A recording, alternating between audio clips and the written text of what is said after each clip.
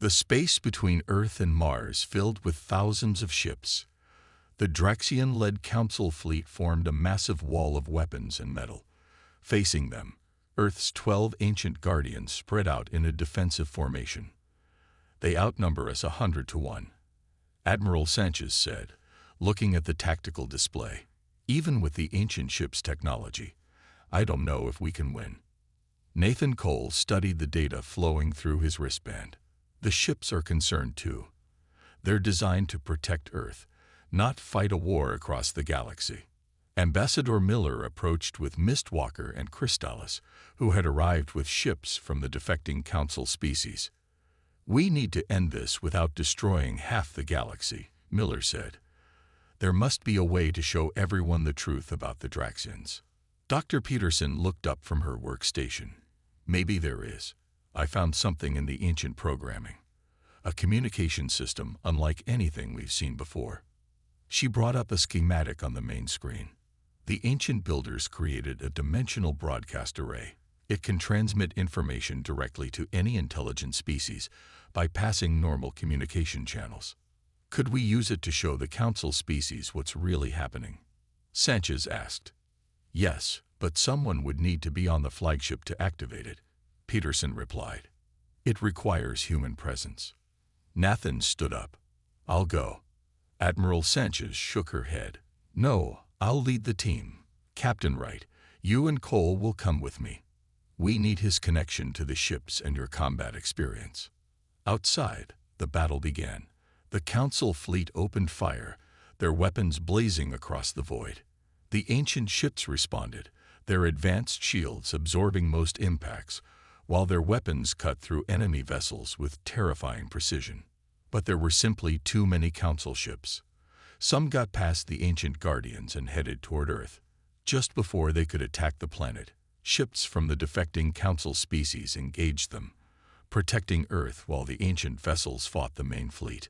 Aboard a small, fast shuttle, Admiral Sanchez, Captain Wright, and Nathan Cole raced toward the largest ancient ship, the flagship. Explosions burst around them as they dodged debris and enemy fire. "Almost there," Wright called, piloting the shuttle toward a small opening in the flagship's hull. Once inside, they rushed through corridors of strange metal to the ship's control center. Nathan placed his hand on a glowing panel, connecting with the ship's systems. "I found the broadcast array," he said, "but it needs more power than the ship can provide while fighting." Sanchez made a quick decision. "Divert power from weapons to the array. Our allies will have to protect us." Outside, the Draxian commander saw the ancient flagship's weapons power down. "All ships, focus fire on the lead Earth vessel." The flagship shuddered as enemy weapons hammered its shields. "Shields failing," Nathan reported. "We need to hurry." "Activate the array," Sanchez ordered. Nathan pressed his hand against a crystal panel. The entire ship hummed with power. A wave of energy pulsed outward in all directions, passing through ships and shields as if they weren't there. Across the battlefield, on every ship, aliens of all species suddenly received the same images directly in their minds. Lieutenant Mason's murder, the Draxian prison ships, the truth about the ancient Earth fleet, built not for conquest but protection. The Council ships began to stop firing one by one as their crews saw the truth. The Draxian commanders raged, ordering the attack to continue, but their crews refused. On the Draxian command ship, Councillor Screeth stared in disbelief as his fleet turned against him. In desperation, he ordered his remaining loyal ships to make a final strike against Earth itself. But as they moved toward the planet, they found their path blocked, not just by Earth's ancient guardians, but by hundreds of ships from former Council allies. The war ended not with destruction, but with understanding. Days later, representatives from 40 alien species gathered on Earth for a historic meeting. The old Galactic Council was dissolved. In its place, a new alliance formed, one based on equality and true cooperation. At the center of the new alliance's emblem was a simple image, a human hand and an alien hand, reaching toward each other in peace. Lieutenant Alex Mason would have been proud. News of the Earth fleet's powers spread quickly across the galaxy. On the Galactic Council Station, emergency meetings were called. The Grand Chamber was filled with angry voices and fearful whispers. Councillor Screeth of the Draxians pounded his scaled fist on the table. We must crush these humans now, before they master their weapons. Many council members nodded in agreement. The images of their destroyed ships played on screens around the room. The humans claim they didn't know about these vessels, said the council leader. Could they be telling the truth? More lies. Screeth hissed. They have hidden their true power from us. And now they have attacked us and freed dangerous prisoners. Councillor Crystallis of the Luminar rose, her crystal form glowing bright with emotion. We attacked them first. We killed their soldier. We imprisoned their people. Everything that has happened is our doing. Whose side are you on? Screeth demanded. The side of truth, Crystallis replied. I will not support a war based on lies. The Council voted to launch a full attack on Earth, but 7 species, led by the Luminar, refused to participate. They left the chamber as Screeth called them traitors. On Earth, the ancient vessel returned with the freed prisoners. Captain Wright led Ambassador Miller and the aliens to the command center where Admiral Sanchez waited. Welcome home, Captain, Sanchez said, then looked at the many alien faces behind her. And I see you brought guests. Political prisoners, Miller explained. The Draxians have been lying to everyone. Mistwalker floated forward in his containment suit. The Draxian Dominion has controlled the Council through fear for centuries. Many of us tried to speak against them. Admiral Sanchez listened as aliens from 20 different species told similar stories of Draxian manipulation and cruelty. They will come for Earth with everything they have now, Mistwalker warned. Your ships destroyed half their fleet with ease. They are terrified of you. In another part of the command center, Dr. Peterson made a breakthrough. She called everyone to a large screen showing strange symbols. I finally decoded more of the ancient language, she announced. These ships weren't just built for war. They were designed to help humanity join the galactic community as equals. She pointed to a sequence of symbols. The builders knew humanity would eventually meet other species. They feared we might be conquered or destroyed before we were ready. The fleet was their gift to the future, insurance that humans would be able to negotiate from a position of strength. They were very wise, said Mistwalker. The Draxians would have made Earth a slave world without these protectors. Ambassador Miller stepped forward. Then let's use this strength wisely, not just for Earth, but for all species who want freedom from Draxian control. The alien prisoners looked at each other in surprise and hope. You would help us? Asked a tall, thin alien with silver skin. We are stronger together, Miller said. Earth can offer protection to any world that wants peace. Dr. Peterson studied another screen, her face serious. There's a problem. I can translate the ancient language now, but I still can't fully control the ships. Their primary programming is for defense. They see all armed aliens as threats. Nathan Cole, who had been quiet until now, spoke up. Maybe I can help with that. He explained his discovery about the human DNA interface. The ships were programmed to respond to human commands, but only certain types of commands.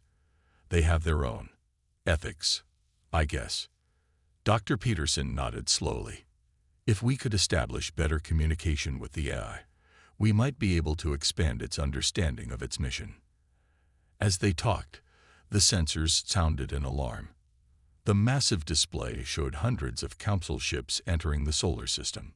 The Draxians are coming, Admiral Sanchez said grimly. And this time, they'd brought everything they have. Ambassador Miller looked at the nervous alien faces around him. Then it's time to show them that Earth fights not just for itself, but for freedom throughout the galaxy. The ancient ships moved into position as the largest space battle in human history approached. Captain Susan Wright pressed her ear against the cell door. The Draxian prison ship was quiet except for the low hum of engines. She turned to Laura Bell and Ambassador Miller, who sat on the hard metal benches. "Any change in our course?" Miller asked. Wright shook her head. "We're still moving at full speed, away from Earth." "They're afraid," Bell said quietly. "That council fleet was supposed to be powerful. Something made them run." "Our message must have reached Earth," Wright said with a thin smile. "Maybe our military had some surprises ready." A strange sound came from outside their cell. Then voices, not Draxian voices. "Hello? Is anyone there?" called a soft, musical voice. Wright approached the door cautiously. "Who's there?" "My name is Mistwalker. I am Nebulon. The guards are gone from this section." Wright looked at her companions in confusion. Bell shrugged. "Can you open the door?" Wright asked. "Working on it," the voice replied. Minutes later, the door slid open. Outside stood a containment suit holding a swirling purple gas. A Nebulon. Behind it were other aliens Wright didn't recognize. Quickly, Mistwalker said, "The guards will return soon." "Why are you helping us?" Miller asked as they stepped out. "Because the Draxians are lying," Mistwalker replied. "They have been manipulating the Council for centuries. Many of us tried to speak out and ended up here. They followed the Nebulon through dimly lit corridors. Cells lined both sides, filled with aliens of various species. All political prisoners, Mistwalker explained. Anyone who opposed Draxian policies. There must be hundreds, Bell whispered in shock.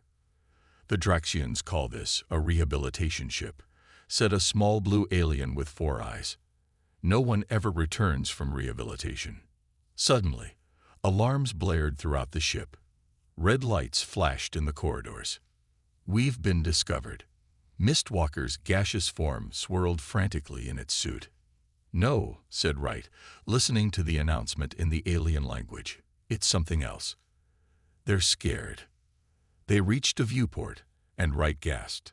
Outside, a massive ship had appeared, one of the ancient Earth vessels. It dwarfed the prison ship, its dark hull blocking the stars. "What is that?" Mistwalker asked, backing away. "I think it's from Earth," Wright said, though she had never seen anything like it before. The prison ship shuddered as a beam of light from the Earth vessel hit it. But instead of destroying the ship, the beam seemed to freeze it in place.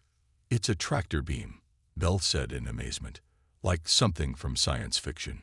The Draxian guards were rushing everywhere, trying to get weapons. Some fired at the humans, but Mistwalker pushed Wright and the others into a side room. "Stay here," the Nebulon said. "I will try to reach the control room and open the holding cells." More shuddering, and then silence. The prison ship's engines had stopped. Wright peeked out into the corridor. The artificial gravity was failing, and Draxian guards floated helplessly, unable to control their movements.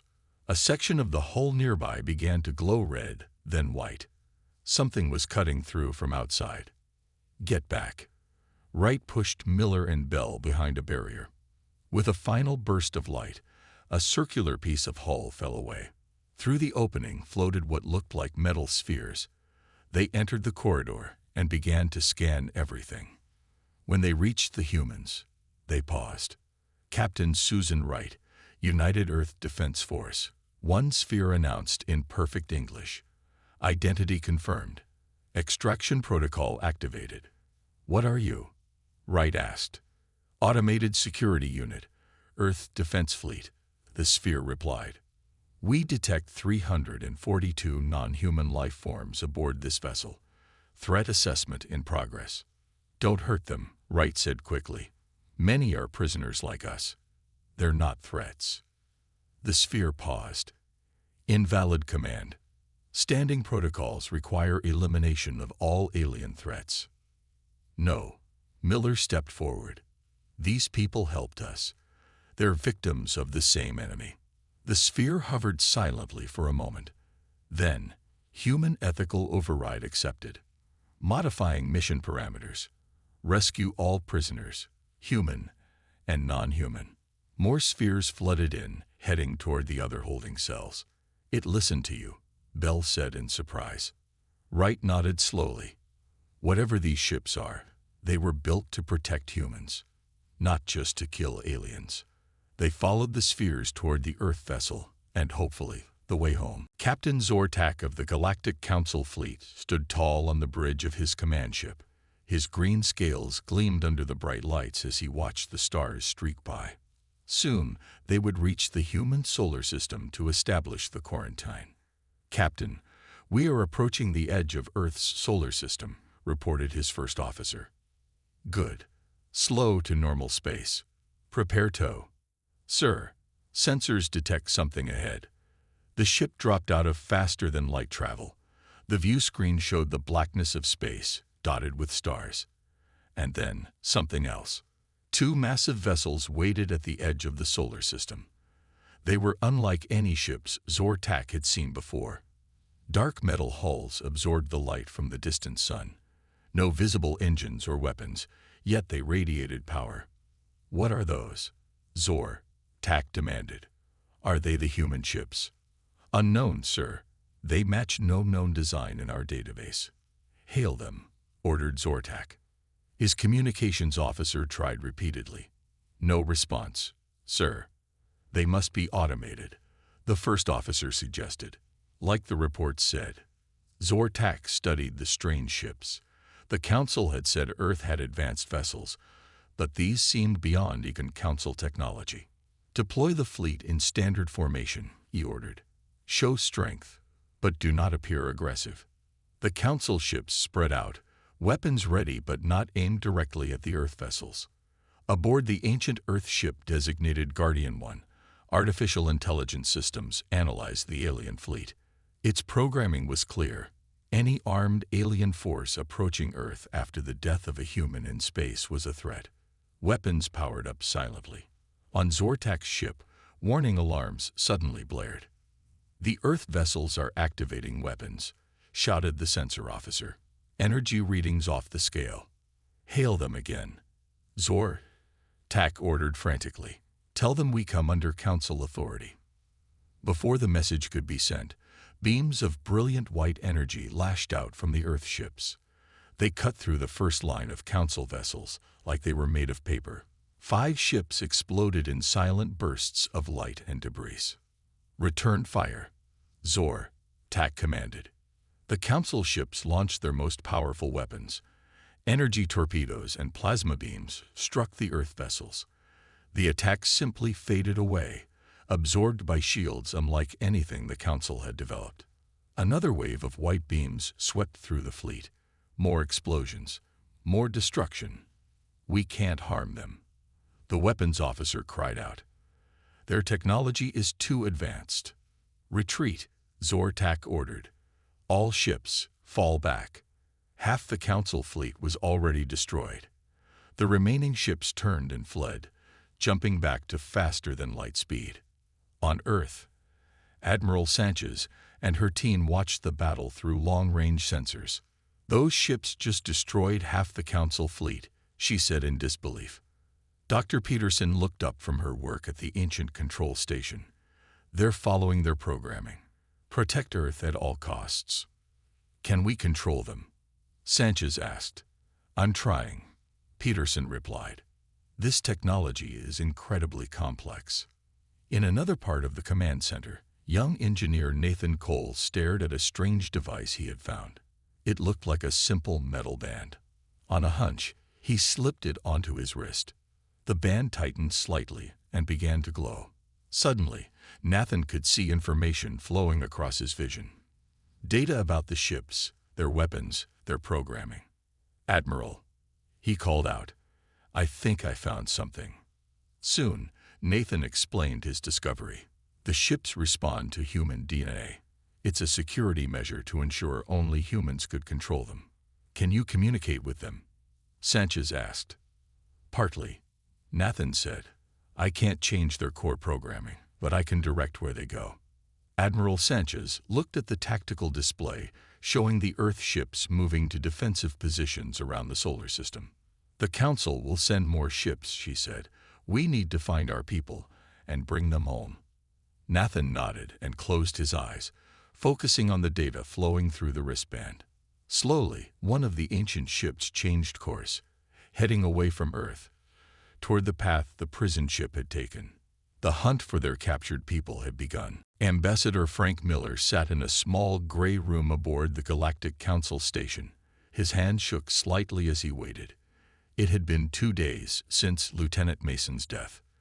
2 days of being held in this room with little information. The door slid open and a luminar entered. The crystalline being glowed with soft blue light. Ambassador Miller, the luminar said, "I am Counselor Crystalis. I wish to speak with you before the hearing." "Hearing?" Miller asked. "I thought this was a trial." "Some would prefer that," Crystalis admitted, "but cooler heads have prevailed for now." Miller stood up. "One of my people was killed. We demand justice." "The Draxians claim your Lieutenant Mason was reaching for a weapon," Crystalis said. "Many on the council believe them." "That's a lie," Miller said firmly. "I was there. He was protecting me, but he made no aggressive move." Crystalis's glow dimmed slightly. "I believe you, Ambassador, but I may be alone in that belief." Hours later, Miller and the remaining human delegation stood before the full Galactic Council. Captain Wright stood beside him, her face tight with anger. The other 3 security officers looked nervous. Counselor Screeth of the Draxians spoke first. "The humans brought violence to our peaceful station. Their soldier attempted to draw a weapon." "That is not true," Captain Wright shouted. "Lieutenant Mason was unarmed. Your guard murdered him." The council leader raised her limbs for silence. "We have reviewed the security recordings. They are unclear." Miller stepped forward. "We came in peace. We still want peace, but we cannot accept the murder of our people." "The death was regrettable," Counselor Screeth said, "but necessary for security. And now we must discuss what to do about Earth." Miller felt cold. "What do you mean?" "Your planet has 12 unknown vessels moving through your oceans," Screeth continued.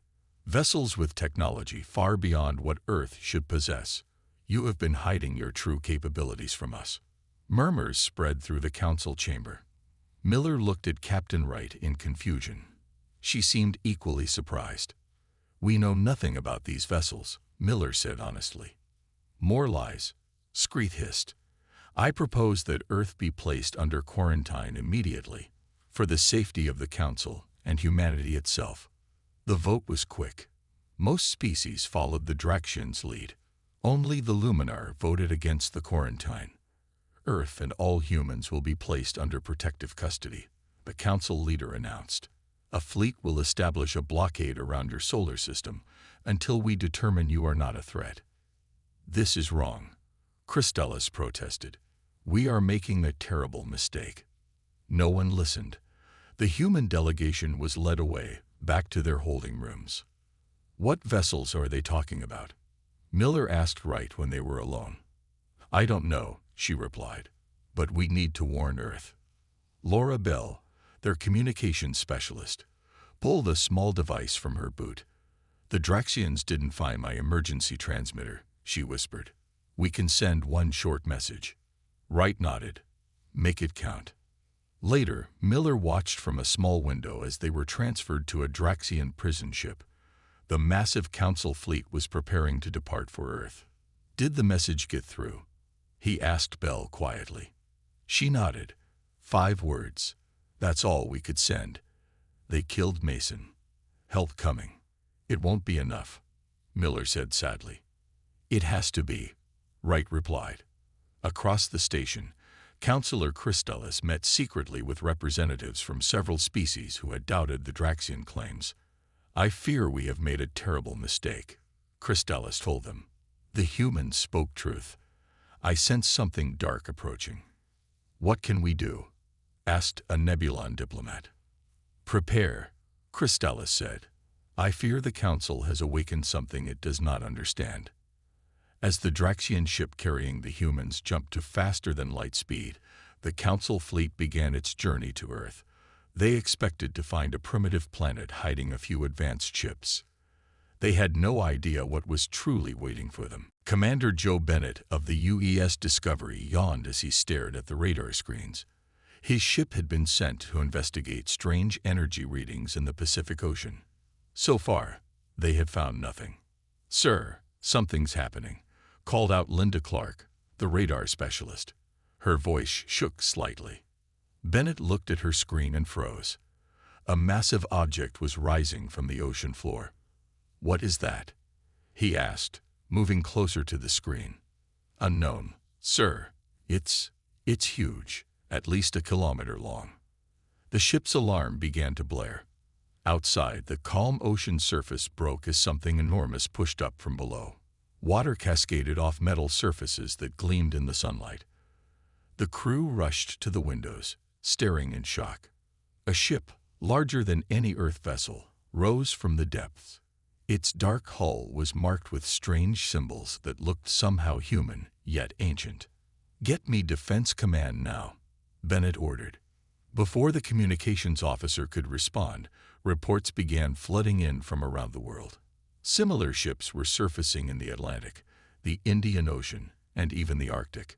12 massive vessels in total, all bearing the same unknown markings. "Sir, Admiral Sanchez is calling all ships," said the communications officer. On screen, Admiral Gloria Sanchez looked as confused as Bennett felt. "Commander, are you seeing this?" she asked. "Yes, ma'am. One just surfaced near us." "We're detecting no life signs aboard any of these vessels," Sanchez said. "They appear to be fully automated." "What are they? Where did they come from?" Bennett asked. "We don't know yet, but we found something else. There's a facility deep in the Mariana Trench that just opened. We're sending a team down now." Hours later, Admiral Sanchez and Dr. Lisa Peterson stood in a vast underground chamber filled with technology unlike anything they had seen before. The walls were covered with displays showing the 12 ships now floating in Earth's oceans. "This doesn't make sense," Dr. Peterson said, studying the ancient control panels. "These systems are far beyond our current technology, but they're clearly human in design." "How is that possible?" Sanchez asked. "I don't know yet," Peterson admitted. She touched a glowing panel, and a holographic display appeared in the center of the room. It showed Earth as it looked thousands of years ago, with different continents and coastlines. "This civilization existed over 50,000 years ago," Peterson said in awe. "Long before any recorded human history." A hologram changed, showing massive ships like the ones now surfacing around the world. "They built these ships as a defense system," Peterson continued, reading the ancient symbols. "A final protection for Earth in case of alien threats. Why don't we know about them?" Sanchez wondered. A civilization this advanced should have left ruins, artifacts. "They didn't want to," Peterson said softly. "According to this, they faced extinction from some cosmic disaster. They knew they couldn't survive, but they wanted humanity to rise again naturally, without the burden of their technology." She pointed to a sequence of symbols. They'd buried their ships and this command center, programming them to activate only under specific conditions. "What conditions?" Sanchez asked. "The death of a human in space at the hands of aliens," Peterson replied.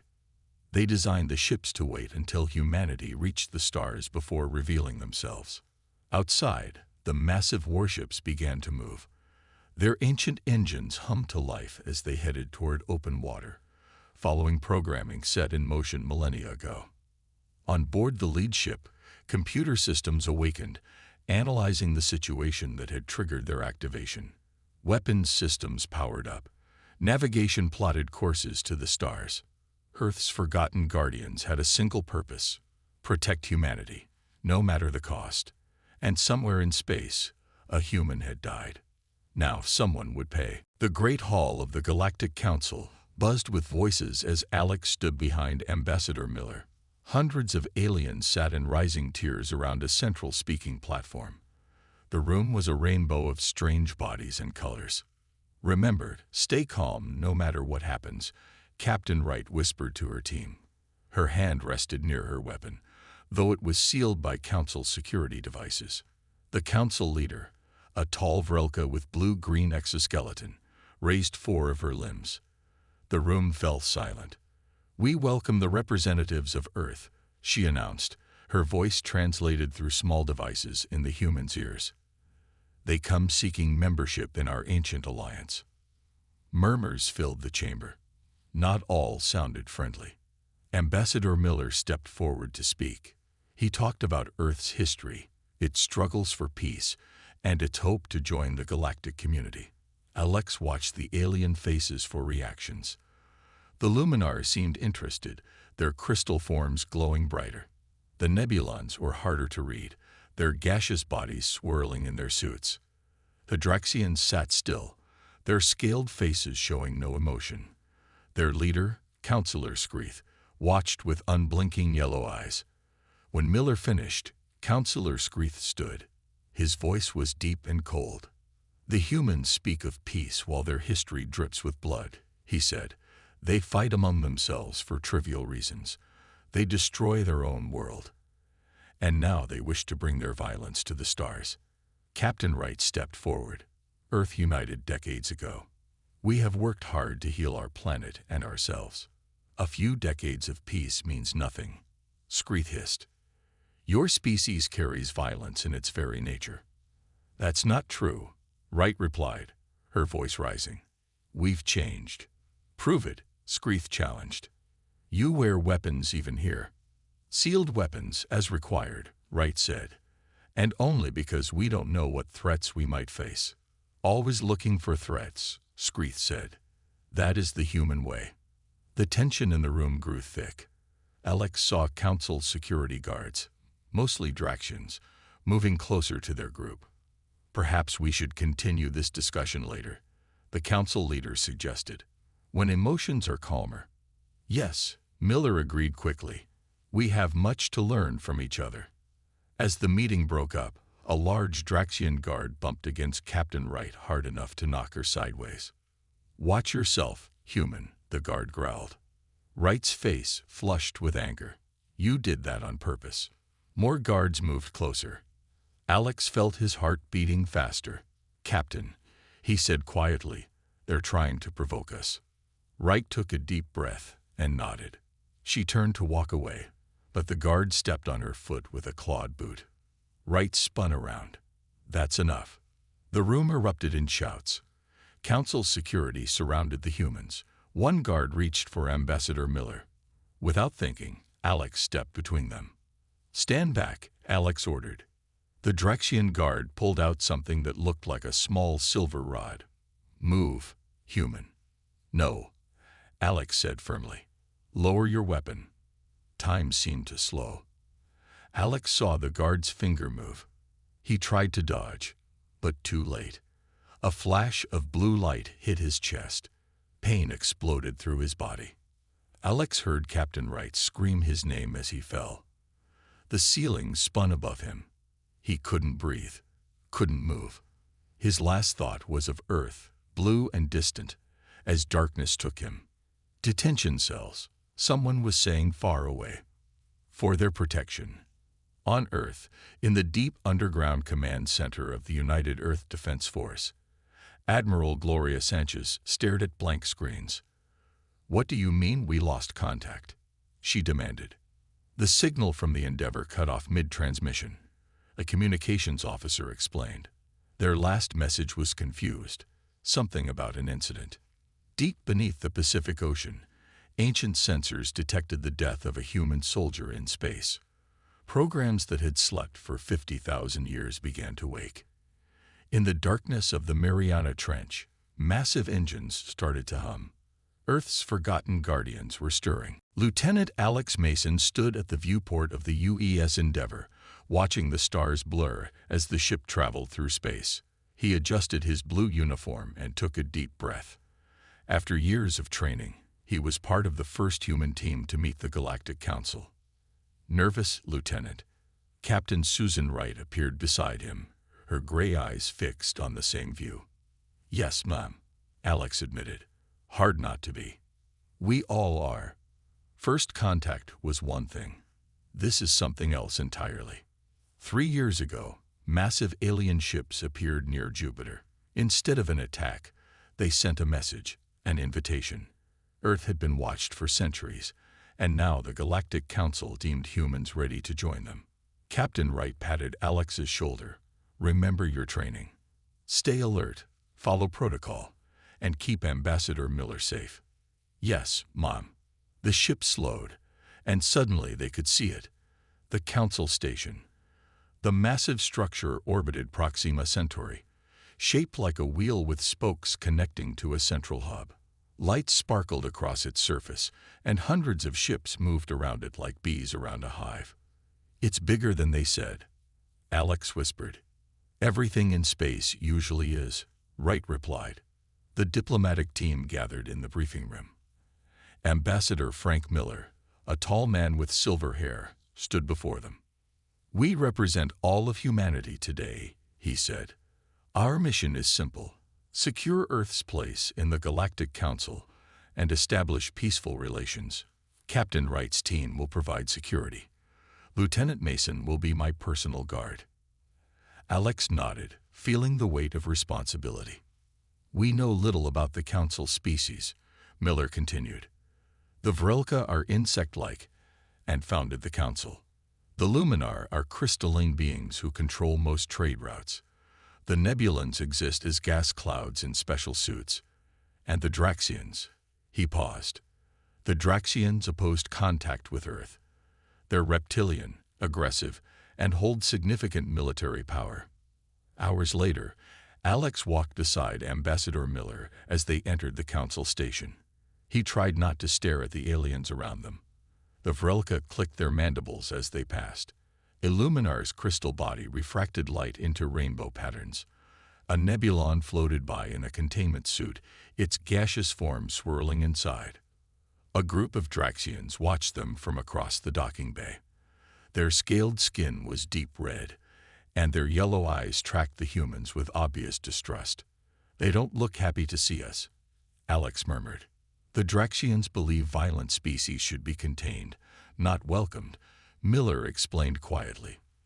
They've studied our wars and decided we're too dangerous. That's not fair, Alex said. We've had peace for decades. Centuries mean little to species that live for thousands of years. A blue-skinned alien with 4 arms approached them. Welcome to Harmony Station. I am Coordinator Zyle. Please follow me to your quarters before the reception.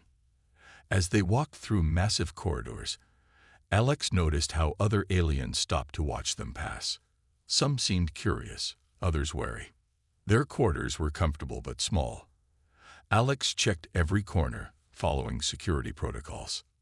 What do you think, Lieutenant? Miller asked when they were alone. It's overwhelming, sir, Alex replied honestly. I never imagined I'd see so many different life forms. This is just the beginning, Miller said. Tomorrow we meet the High Council. Everything changes for Earth, one way or another. Later that night, Alex couldn't sleep. He kept thinking about the Draxians' hostile looks. Through his window, he could see the curve of the station and the stars beyond. Somewhere out there was Earth, small, blue, and suddenly seeming very far away and vulnerable. He touched the Earth Defense Force emblem on his uniform. Whatever happened here would change human history forever. Alex hoped it would be for the better, but a feeling of unease followed him into troubled dreams. In just a few hours, he would stand before the most powerful beings in the galaxy, and not all of them wanted humans there.